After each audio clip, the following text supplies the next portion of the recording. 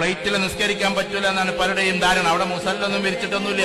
പക്ഷേ നിങ്ങൾ ഫിഖ് പഠിക്കണം, ഉലമാക്കളോട് ചോദിക്കണം. അപ്പൊ നമ്മൾ എന്താ ചെയ്യേണ്ടത്? അവിടെ തയമ്മം ചെയ്യാനാണെങ്കിൽ നമുക്ക് മണ്ണുണ്ടാവില്ല. അപ്പൊ ചെയ്യേണ്ട പണി എന്താ? നമ്മുടെ മുമ്പിലുള്ള സീറ്റിൽ ഉറക്കടിക്കൊന്നും വേണ്ട, ആ മനുഷ്യൻ അറിയും കൂടി വേണ്ട, മെല്ലെ ഒരു അടിയടിക്കുക, എന്നിട്ട് മുഖം തടവുക, എന്നിട്ട് നീയത്ത് വെക്കേണ്ടത് എന്താ? തയമ്മത്തിന്റെ നീയത്താ. ഒരടി കൂടി അടിക്കുക, വലത്തെ കൈയും ഇടത്തെ കൈയും ഇതേപോലെ തടവുക. എന്നിട്ട് കാലൊന്നും തടവാൻ പോട്ടെ. ചില ആളുകൾ കാണാൻ ഇങ്ങനെ പിടിച്ചിട്ട് കാലൊക്കെ തടവണം. തയമ്മത്തിന് കാല് തടവലില്ല.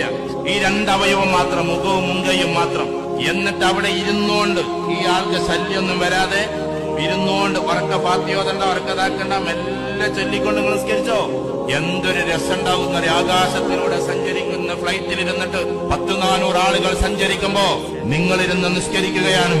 അള്ളാഹ്ക്ക് എത്രമാത്രം ഇഷ്ടമായിരിക്കും അത്.